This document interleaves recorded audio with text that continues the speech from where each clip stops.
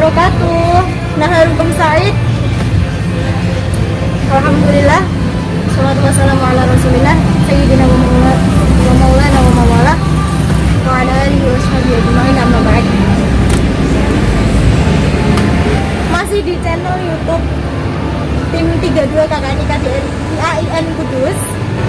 Kami dari Tim 32. Agenda siang ini kita ditemani tamu spesial, teman lama juga ibu buat saya, dari Ibu Pendeta Resnu. Selamat siang Ibu.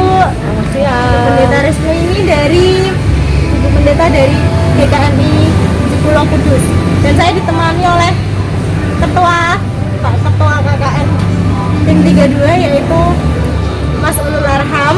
Terima kasih kesediaannya menemani saya. Dan mungkin bertanya-tanya, siapa sih yang berbicara tanpa tahu rupa karena tertutup masker ini? Karena kita juga masih di masa pandemi, harus taat protokol kesehatan, terutama untuk pemakaian masker itu sangat wajib. Juga jaga jarak seperti kita ini ya. Dan di siang hari ini kita mau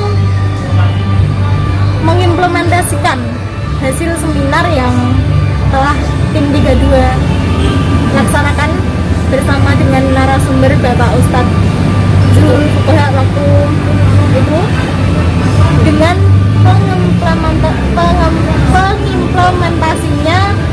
implementasinya itu seperti kita bicara tentang apa sih itu toleransi, gimana sih pentingnya toleransi dengan berdialog bersama Ibu Pendeta Resnu.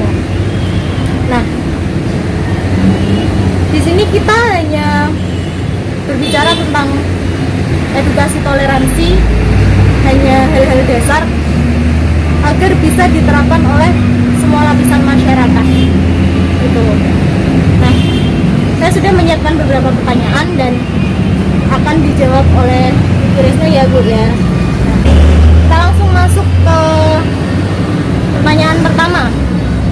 Pertanyaan pertama itu,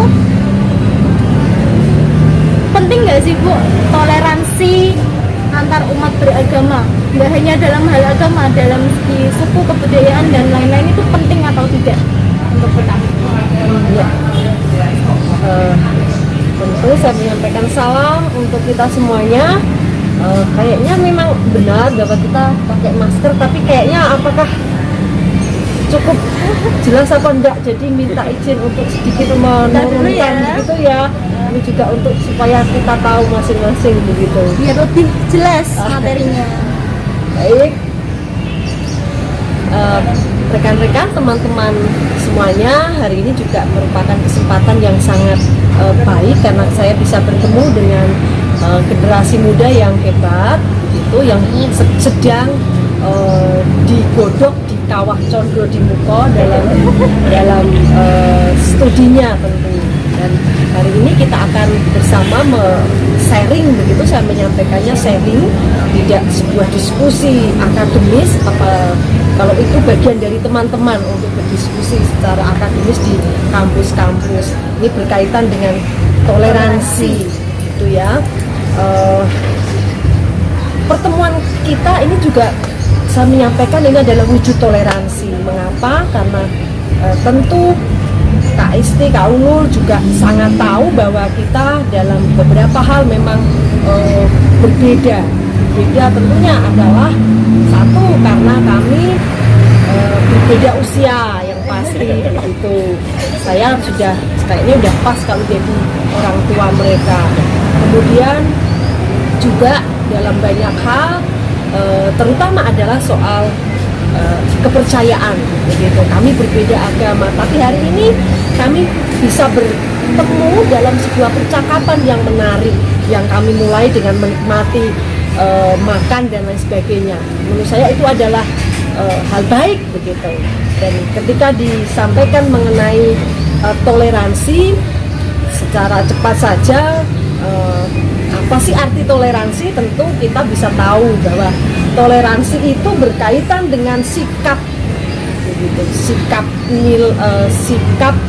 hidup penuh kesabaran, sikap saling menghargai, saling menghormati satu dengan yang lainnya.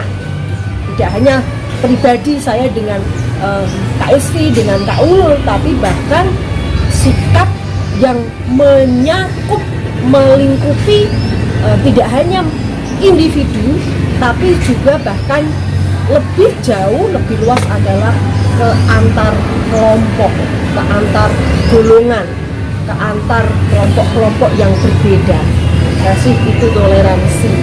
Jadi kita perlu tidak hanya memahami, tapi toleransi itu sangat penting, menjadi bagian yang tidak bisa dipisahkan dari hidup kita. Dalam banyak hal tidak ada yang serupa, tidak ada yang sama. Saya berbeda, kami berbeda, tapi kita punya sikap sabar, saling menerima, saling menghormati dan menghargai.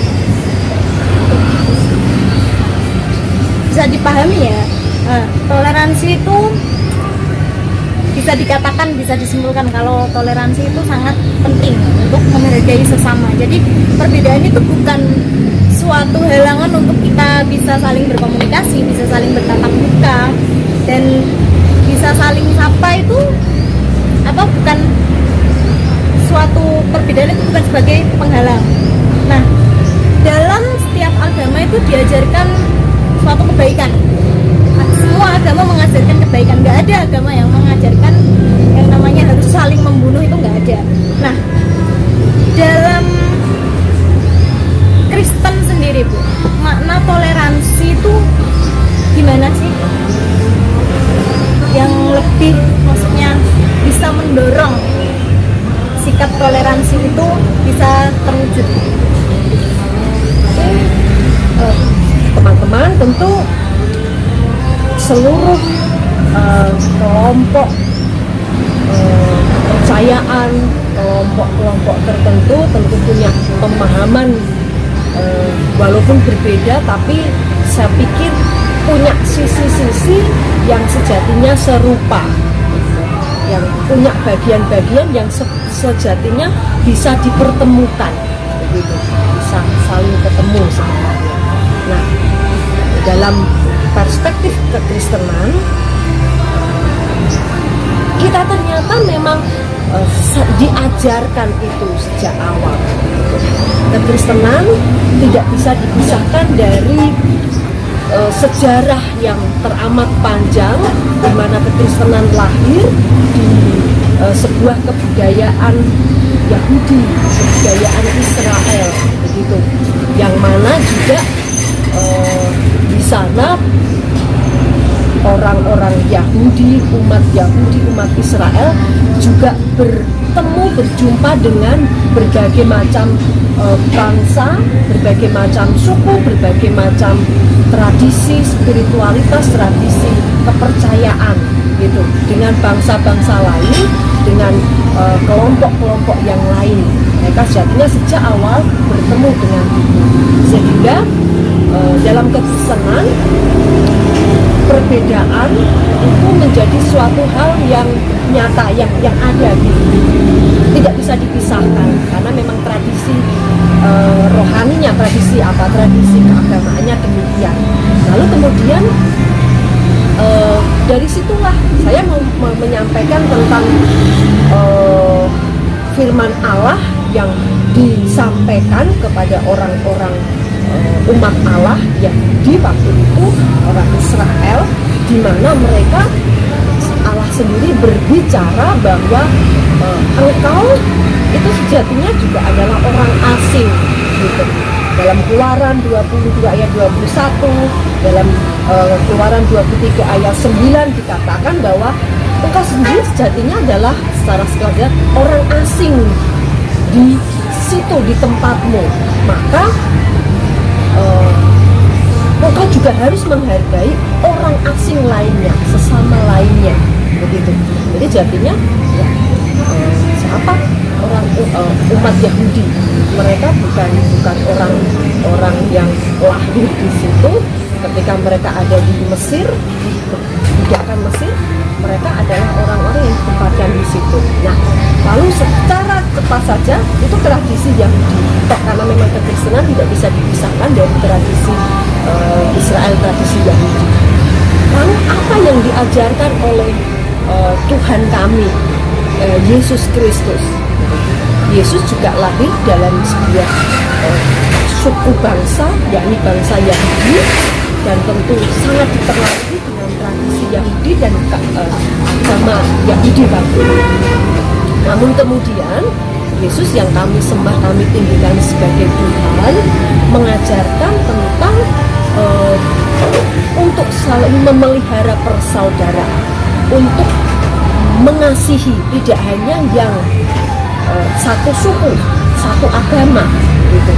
Tidak hanya yang satu golongan, tidak, tapi dari berbagai macam golongan, suku dan lain sebagainya.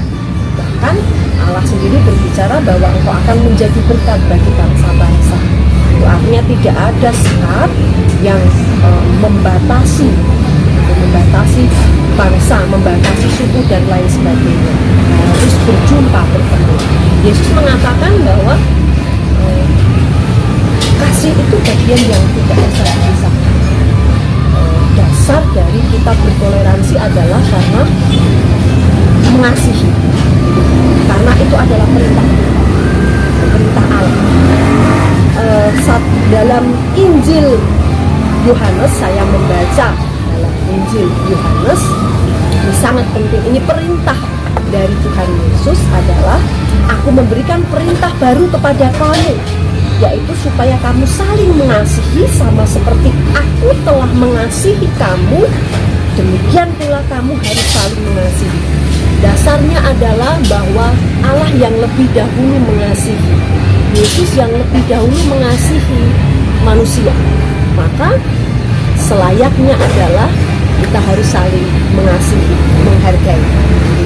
Bukan karena orang-orang Kristen mampu, bukan, tapi karena dasarnya adalah Allah yang mengasihi lebih dulu, Allah yang menghargai lebih dulu, maka kita harus mengasihi dan menghargai.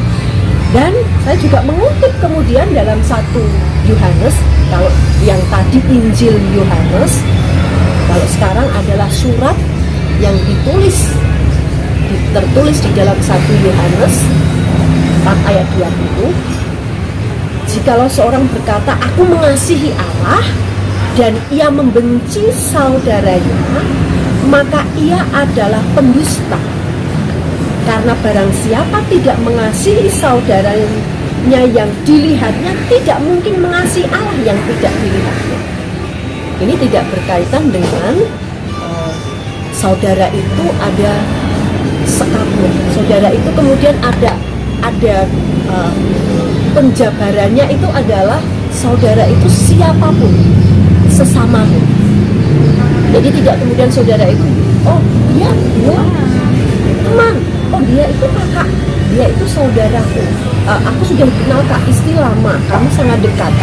Oke, saya kenal Kak Ulul, begitu kan, baru sekarang berarti saya mengasihi Kak Isti lebih besar dari Kak Ulul. Tidak demikian. Saya tidak menghargai seseorang karena saya baru kenal. Saya tidak menghargai seseorang karena ia berbeda pendapat, karena ia berbeda iman, tidak. Tapi karena perintah Allah adalah jelas, Allah yang lebih dulu mengasihi. Kalau saya mau mengasihi Allah, maka kasihilah orang yang tak lihat, yang ada di sekitar. Siapapun dia, tidak ada sekat, tidak ada kemudian apa. Ya, saudara itu ya semuanya tanpa terkecuali. Kekristenan sangat jelas tentang penghargaan dan toleransi, karena itu diajar.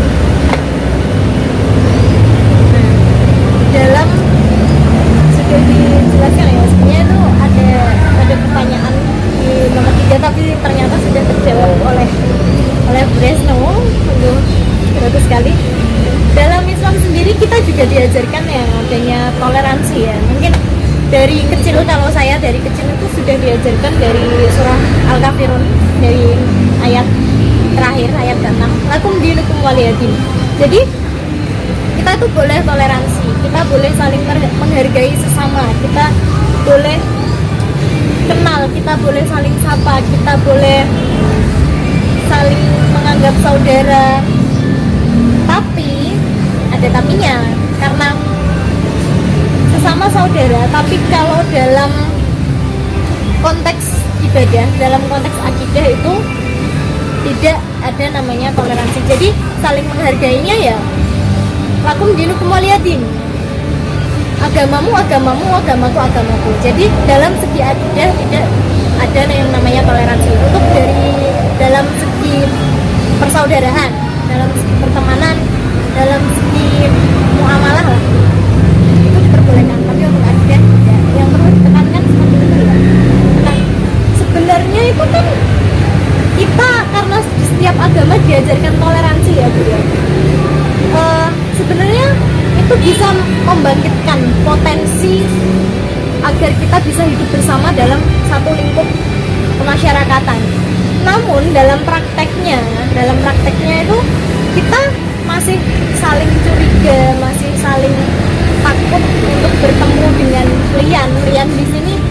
Kalau dalam apa bisa diartikan bertemu dengan agama lain gitu. Jadi gimana sih Bu untuk mengatasi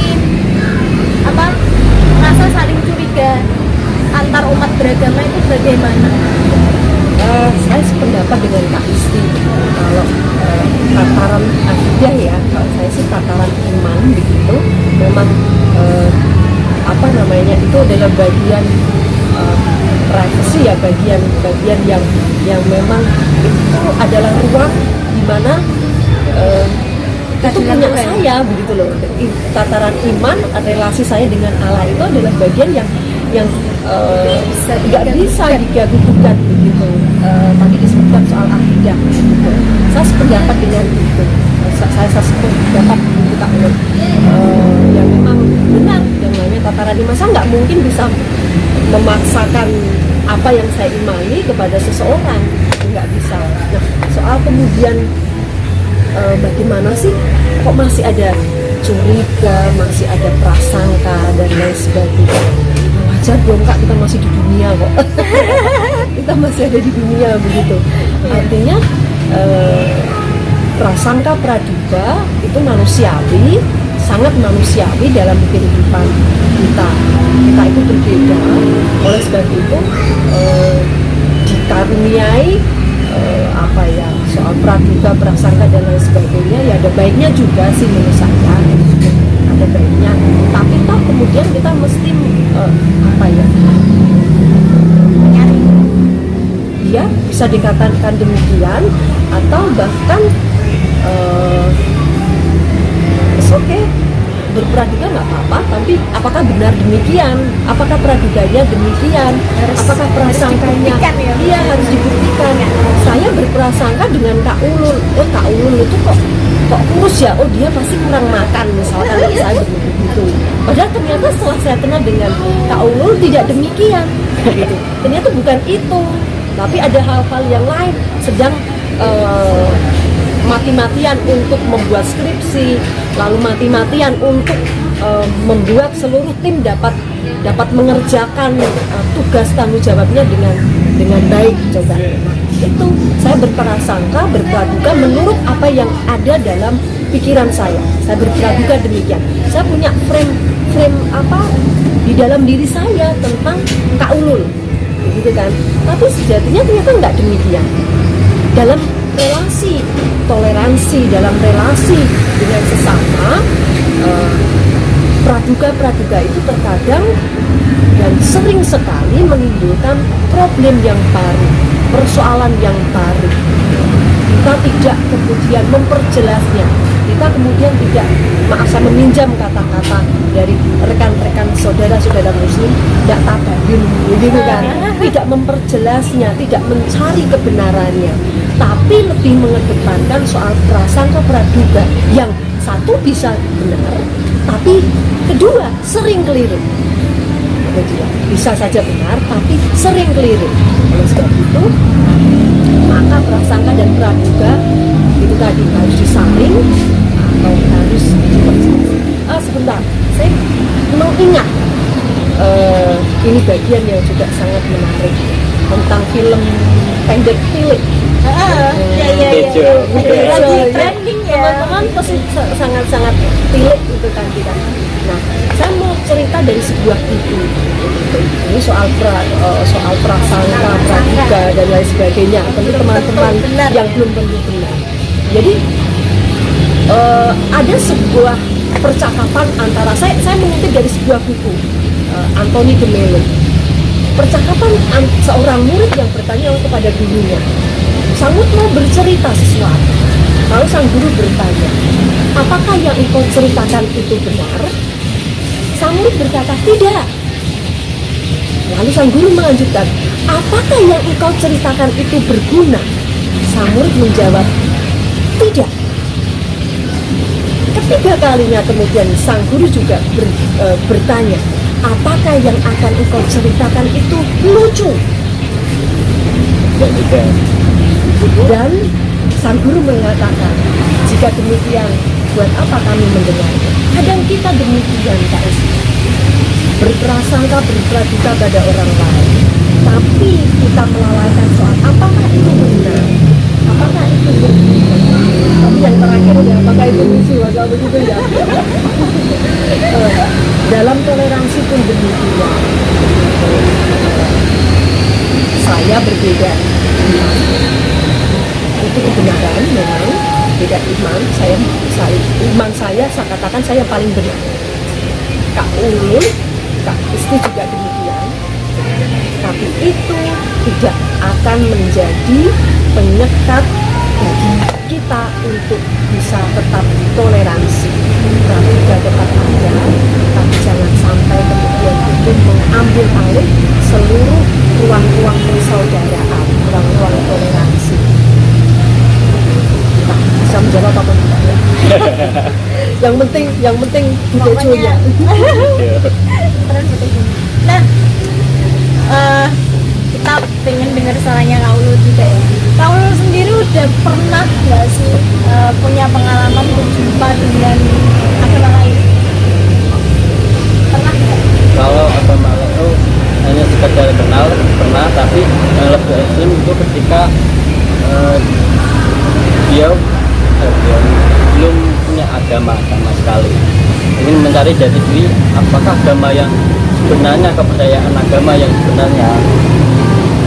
Ya, ketika saya masih kerja di resto, dia sharing banyak tentang kenapa kok orang Islam pas itu memang hari Jumat kok membawa kopiah dan kemana sih mas? Itu Jumatan. Jumatan itu ritual 1 minggu sekali. Oh iya, ada 1 minggu sekali, ada berhari juga ada. Seperti Kristen juga ada, Kak. Jadi setiap minggu, ya enggak ya? Ya, setiap minggu sekali, pas hari Minggu. Kok itu ya? Ya, agama apa ya mas? Saya belum punya agama di sini. Oh, belum punya agama. Gimana sih asiknya punya agama? No? Oh, gini simpelnya gini. Ketika punya agama, kamu berarti sudah punya identitas di situ. Ketika maaf ya mas, kalau seumpama masnya bisa saja ke luar negeri, bisa saja ke manapun atau ke planet manapun bisa saja di sini, tapi bagaimana identitas terakhir Anda akan bersemayam, begitu. Bagaimana identitas Anda bisa diakui, bahkan bisa dikenang sebagai organisasi atau dalam suatu lembaga atau suatu agama yang lebih konkret di sini mas. Oh gitu. Seumpama sampai punya harta melimpah dengan banyak uang, seperti misal Anda ke kamar mandi bawa sepeda motor, terus ke kamar ruang tamu bawa mobil, saking besarnya rumah Anda, tapi ketika Anda tidak punya identitas, apakah rumah Anda berkian terus? Kan enggak, pasti ada menetap. Dan begitulah fungsi agama, menetapkan seseorang, terus menjadikan seseorang punya identitas dan bisa tenang. Dan yang paling bernilai di sini adalah bagaimana Anda berguna. Gitu. Entah itu berguna bagi minimal bagi Anda sendiri bisa berbuat baik. Masalah kita balas baik atau enggak, saya ibaratkan sebagai satu biji jambu. Jika kita menanam satu biji jambu, kan nggak mungkin kita yang tumbuh biji lagi, kan nggak mungkin, pasti ada pohon, ada buah, ada ranting. Lebih baik jika Anda membuat kebaikan satu kali, bisa ada ribuan. Bukan hanya orang itu, bukan hanya biji yang tumbuh, tapi akan ada daun buah yang mungkin ratusan miliar. Ya gitu saja. Pengalamannya sangat luar biasa ya, malah bertemu dengan orang yang belum punya agama, sedang mencari jati dirinya dalam untuk menetapkan dia bisa beragama yang tepat. Nah, saya sendiri dulu pertama kalinya saya diberikan kesempatan untuk berjumpa dengan Lian, jumpa dengan orang-orang beragama lain itu memang dalam satu forum dengan Ibu Resno kebetulan, dan banyak sekali pemikiran-pemikiran negatif dalam diri saya karena pertama kalinya, karena dari kecil memang sudah dalam lingkup Islam, nggak pernah ketemu dengan agama lain, dan saat itu pemikiran-pemikiran negatif itu kemudian saya putuskan untuk saya gugurkan, karena apa yang ada dalam pikiran saya itu tidak sesuai dalam praktik yang terjadi dalam kehidupan saya. Jadi yang awalnya saya berpikir kalau saya ketemu orang Kristen saya dikristenisasi, bagaimana saya didoktrin, diberikan asupan-asupan iman-iman baru, bagaimana kan. Jadinya ketika bertemu dengan Ibu Resno dan teman-teman Kristen yang lain, ternyata hal itu berbeda. Kita bisa hidup bersama, kita bisa bercanda bersama, dan yang paling penting kita bisa membuat celah persaudaraan. Jadi kedepankan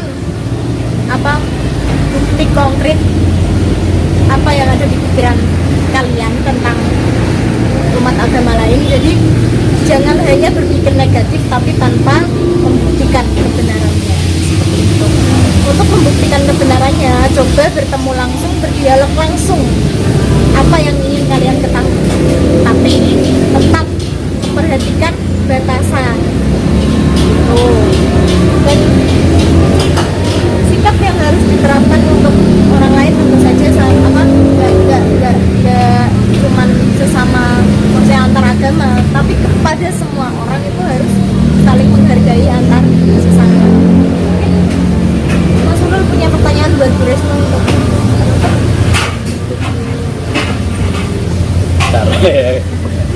agak minder sama masternya. akan dijawab ya Bu ya. Ya kalau bisa jawab. Jawab. Enggak, ya saya nggak akan memaksa diri untuk bisa menjawab. Buat PR. Dalam Garuda sendiri sudah tertera dalam sakarnya ada Bhinneka Tunggal Ika. Dan banyak yang pro, banyak yang kontra.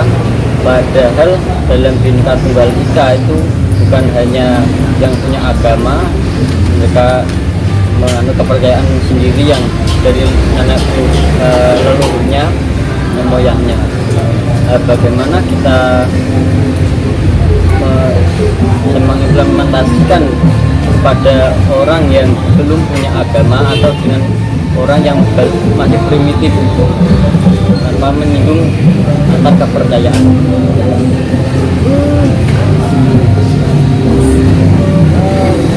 Pertanyaannya lumayan ya, saya menyimak saya bingung. Saya beragama Kristen, tapi yang saya sembah bukan agama Kristennya, tapi Yesus Tuhan. Jadi saya sangat prihatin kalau kemudian ada orang-orang yang begitu kadang membela agamanya. Ini tidak bicara agama Islam, tapi bahkan kami orang Kristen sendiri pun kadang sering kurang tepat begitu. Jadi orang beragama belum tentu benar-benar menghayati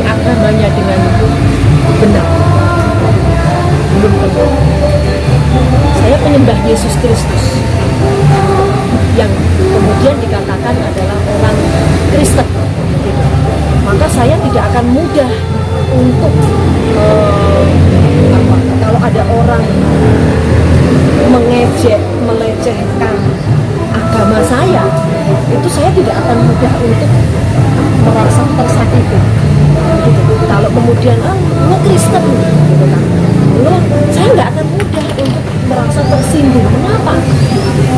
Karena yang saya sembah itu bukan Kristen, tapi adalah Yesus. Karena Kristen adalah pengikut Yesus. Saat ini kita perlu banyak bersabar. Kita perlu banyak untuk tenang, perlu untuk banyak, jangan mudah terprovokasi, jangan mudah. Apalagi kenapa? Karena tadi disebutkan kita ini bineka tunggal ika, berbeda-beda tetap satu. Kebetulan kan saya bawa kaos ini, kebetulan saya nggak ngerti juga. Ini coba dibaca Kak.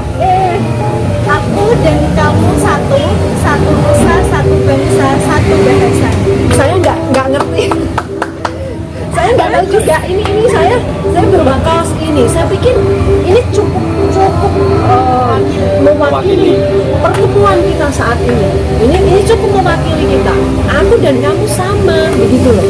Sama dalam banyak hal. Kalau kemudian iman kita berbeda, oke.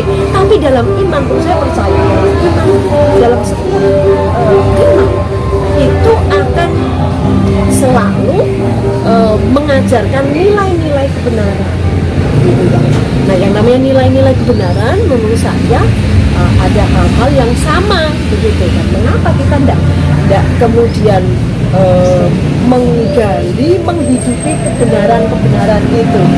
Tidak soal akidah, tapi akidahnya juga hal kebenaran, tapi ada hal-hal tertentu yang ayo digali bersama, sama-sama tentang kebersamaan, toleransi, tentang kebaikan, perdamaian, begitu, tentang nilai-nilai penghormatan, kasih. Ini saya udah ngomong inti iman saya loh, tapi kan sama kan? Ternyata sama kan? Nilai perdamaian, nilai kebenaran, nilai saling menghargai, menghormati.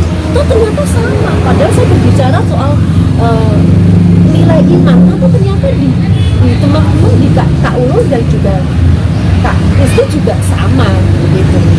Nah, untuk mereka yang tadi dikatakan masih primitif atau belum mengenal apa itu agama, Allah yang Maha Kuasa pencipta itu kepadanya.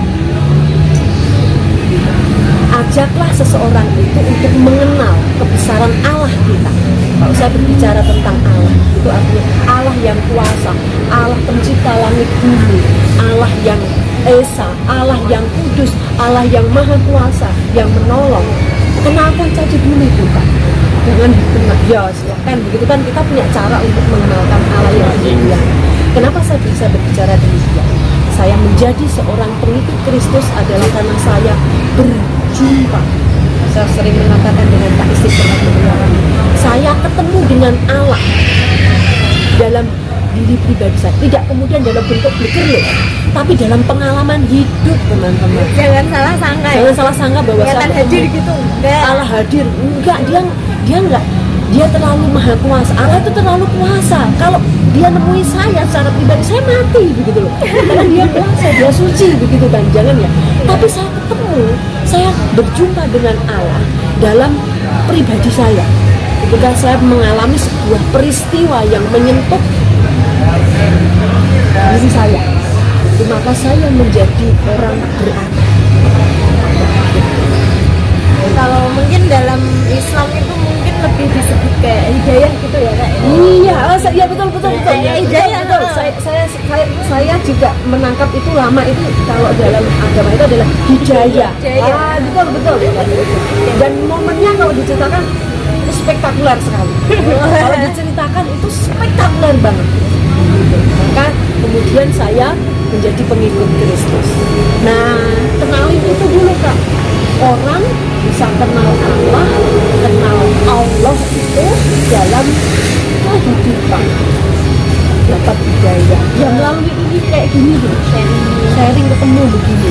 Jadi bagaimana ada kasih sayang terjalin di sini, ada kebersamaan, terus dari situ ada saling menghormati, dan kita kenalkan dulu kasih sayang yang dari Tuhan ke kita biar jadi hidayah, karena hidayah pun tidak serta-merta langsung menjadi hidayah kita terus kasih enggak. Berarti hidayah itu kan di hati, terus bagaimana kita berpikir. Maka ada yang mengatakan begini, hidayah bisa 80% itu dari pemikiran kita, dan hidayah sendiri jika kita telah saya mengutip dari saya ya, dan hidayah sendiri hanya 20%, kok 20% kok gitu kan. Nah, hidayah itu bisikan hati, dan seperti itu bisikan hati. Ya terus kita berpikir kita bisa menuruti bisikan hati itu enggak, karena hati pasti benar di sini, karena hati ya, dari itu 20% tadi yang dari hati, bagaimana kita berpikir merancang, ada opsi tersendiri, ada item tersendiri, terus kita menghadirkan opsi, ya, kita menghadirkan dosis di sini, bagaimana dosis ini kita bisa saring ya. Di sini hidayah begitu, jadi kita gak serta merta dari Tuhan langsung mateng kita santap, gak begitu. Harus ada proses. Harus ada proses, semua pun ada proses. Itu aja tawaran saya. Kalau saya dalam kami itu dalam kekristenan manusia itu kami itu disebut sebagai citra ilahi, imago. Itu artinya adalah saya adalah gambar citra Allah. Citra Allah itu tidak hanya soal fisik gitu ya, tapi di dalamnya tadi disebutkan soal apa tadi, beberapa hal itu adalah hikmat, bahasa saya adalah hikmat pengertian begitu kan. Jadi punya nurani, punya dan lain sebagainya. Ini sedikit sih saya selalu mengingat bagian ini.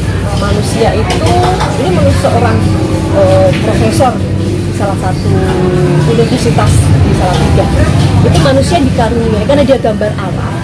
Jadi kalau mau gambar Allah tidak hanya orang Kristen loh, saya melihat kalian, melihat semua orang itu adalah gambar Allah. Semua manusia adalah gambar Allah. Begitu. Di dalamnya itu Tuhan karuniai yang namanya naluri, lalu nalar, nurani, yang terakhir itu nala. Ini adalah kualitas yang sangat tinggi, yakni pengertian yang dikaruniai oleh Allah dalam kapasitas tertentu. Jadi ini hak prerogatifnya Allah ya, begitu, untuk memahami hikmat Allah. Tapi ini sangat sangat pasti Allah itu kan teramat tidak bisa kita mahanya lah. Maka ada kadang manusia dalam batas tertentu, dalam batas tertentu, itu artinya adalah sangat kecil dibandingkan kemahakuasaan Allah. Tapi menurut saya adalah itulah yang mendorong hari ini kita bertemu. Kita itu membahas sampai pada tahap-tahap ini. Tidak hanya nurani kan Allah berbicara juga dalam nurani kita, membandingkan yang baik, yang buruk, yang benar, yang tidak benar. Lalu kita diberikan pengertian budaya atau apa, itu kan perlu diolah begitu. Tapi dalam batas tertentu yang nala itu, untuk makanya kadang ada orang-orang mengklaim Allah berbicara, ini dalam kekristenan saya menyampaikan, Allah berbicara kepada saya bahwa engkau akan menjadi istri saya. Yang ada kita berbicara ini di sebuah pergumulan kekristenan. Coba kita yang mendengar Allah berbicara kepada dia, berarti aku harus mau dong jadi istrinya. Padahal kan tidak demikian, harus diuji. Kalau dalam iman Kristen segala sesuatu harus diuji, harus kemudian dicek. Jangan gampang juga harus dicek dulu. Ceknya gimana? Nah, kalau ngeceknya ini sambung mal ya. Ngeceknya, dasar ceknya sebenarnya kalau bagi kami adalah Apa kata firman Tuhan? Apa kata Alkitab? Injil. Kembali ke itu tadi ya, apa? Kembali ke Alkitab. Iya. Tetap harus pembuktian dulu. Harus dicek berdasarkan firman Allah. Kalau kami begitu. Selain itu kami ngeceknya juga minta hikmat Tuhan. Hikmat itu didapat dari mana? Doa. Kalau kami itu, maka kami berdoa, banyak berdoa. Ngeceknya adalah minta hikmat Tuhan. Caranya ya kalau orang Kristen ya firman Allah itu, kitab suci, Injil, dan berdoa. Menjawabnya, untuk tahu jawabnya gimana ya? Tuhan itu bisa berbicara dalam firman Tuhan adalah dia berbicara. Itu tadi nurani, mawa, dan harus diuji loh segala sesuatu. Kayak kalau dalam Islam itu kalau dengar apa tausiah itu jangan langsung ditelan mentah-mentah ya. Bener gak sih Quran dan hadisnya kayak gitu? Islam dicenderung seperti itu. Jadi kan untuk mengecek Al-Quran, hadis atau akar-akar yang lain. Dan sedikit tentang kalau sampaikan kan kita berbicara tentang personalitas atau kondisi alam seseorang. Kondisi alam, kenapa sini saya pernah membaca suatu cerita yang agak menarik. Rasulullah bertanya kepada setan. Kalian setan ini benar-benar musuh pada Rasul. Kenapa kok setiap diberi pertanyaan kok dijawab dengan jujur?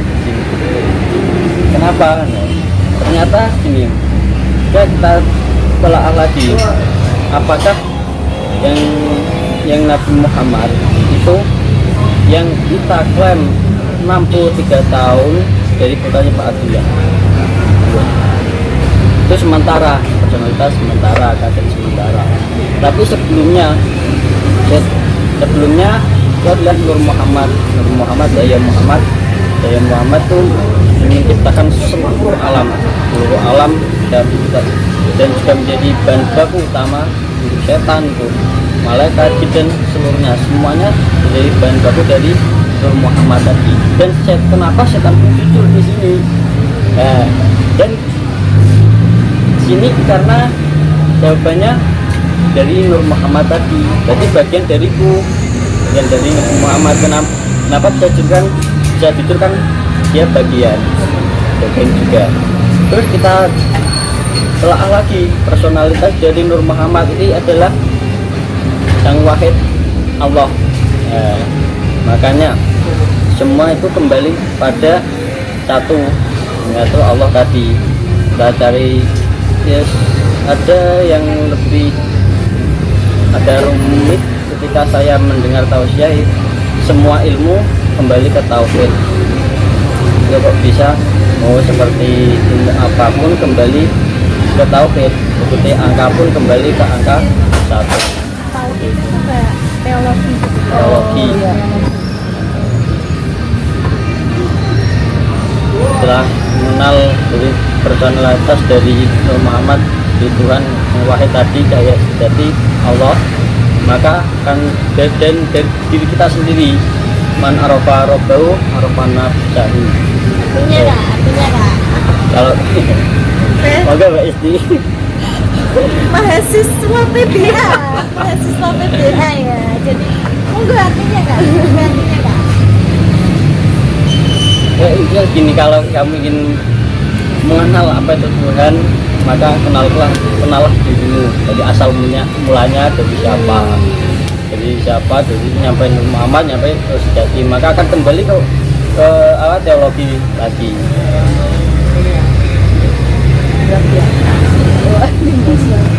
Berat sekali ya. Iya. Intinya iman kepada Tuhan itu paling utama. Kalau tadi juga ngomongin soal setan, Dialog setan dengan Rasulullah. ya Bahkan Rasulullah dengan setan bisa berdialog. Kenapa kita yang berbeda keyakinan kenapa nggak bisa? Itu bisa diambil contoh pelajaran seperti itu. Iya, Bagus sekali. dengan toh Kak, saya juga punya nilai-nilai kebaikan begitu, kenapa enggak gitu loh. Orang Rasulullah yang seorang manusia berdialog dengan seorang setan yang diciptakan dari api. Asal ciptaannya aja berbeda masih bisa berdialog secara damai. Kenapa kita yang sesama manusia saja kenapa susah? Jadi kesimpulan dari dialog kita pada siang kali ini tuh, toleransi itu penting, sangat penting untuk menjaga persatuan dan kesatuan negara Kesatuan Republik Indonesia, itu paling utama. Nah, dan dari situ juga setiap agama itu mengajarkan toleransi yang harus ditanamkan dalam diri manusia. Agar apa? Agar mereka saling menghargai dan jangan mudah terprovokasi. Jadi perlu adanya pembuktian jika ada prasangka-prasangka buruk. Nah, saya ingat ketika acara webinar dari materi yang disampaikan oleh Ustadz Zuhrul Fuqaha itu membahas tentang fanatik, Bu. Nah, fanatik boleh nggak sih bersikap fanatik? Fanatik itu boleh, tapi dalam konteks keindonesiaan gitu. Jadi kalau dalam agama itu fanatik boleh, tapi dalam segi akidah. Untuk yang menyinggung tentang kemanusiaan itu tidak diperbolehkan. Jadi fanatik itu boleh dengan syarat menjaga kesatuan dan persatuan. Jadi persaudaraan itu harus tetap ditanamkan.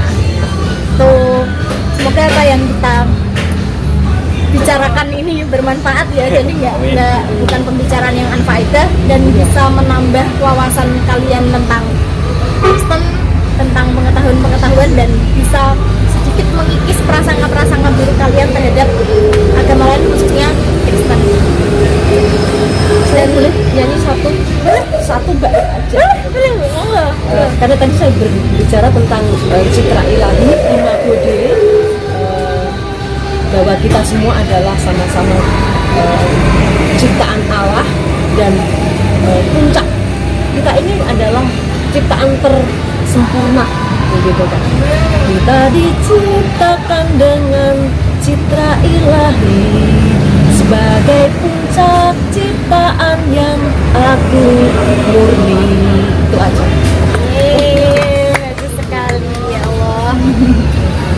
Coba ada dua kisah sedikit, kisah yang pertama ketika ada non muslim ketika zaman Rasul itu mau dikuburkan, para sahabat masih duduk. Setelah itu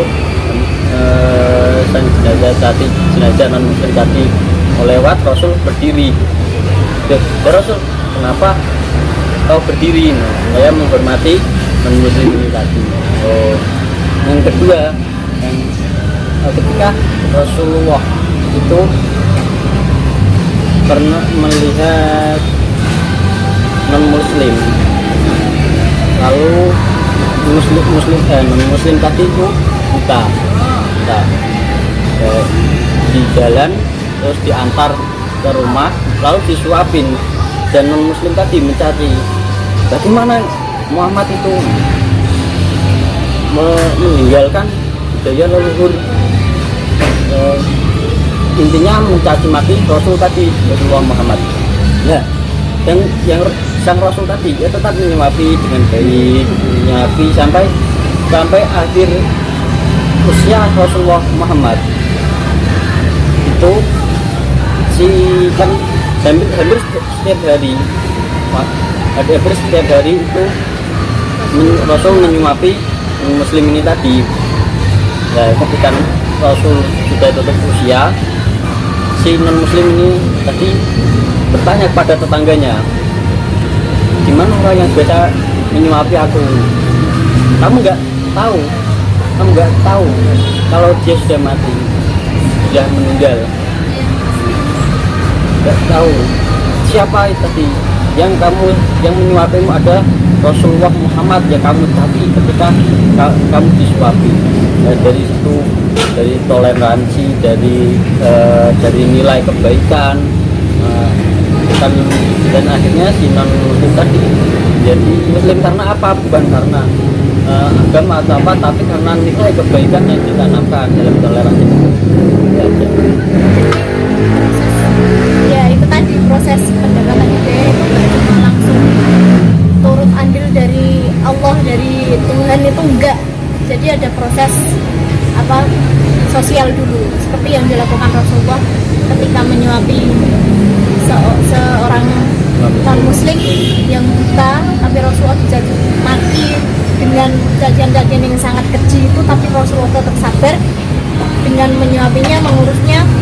Itu adalah proses pendapatan hidayah itu tadi. Dan pada akhirnya hidayah yang didapat adalah setelah dia menyadari bahwa orang yang dicacinya, orang yang dihinanya itu ternyata orang yang sangat baik sekali kepadanya. Jadi proses hidayah itu nggak pertama langsung, jadi harus ada prosesnya. Oke, sekian pembicaraan kita pada siang hari ini, semoga bermanfaat. Terima kasih Ibu Resnu telah bersedia berbincang-bincang dengan kami, telah membantu proyek kami. Semoga Allah membalas kebaikan. Tuhan berkati ya. Amin. Terima kasih. Terus semangat. Semangat, KKN tinggal berapa hari Kak? Tinggal menghitung hari untuk penutupan. Terima kasih, see you next time. Assalamualaikum warahmatullahi wabarakatuh. Salam sejahtera.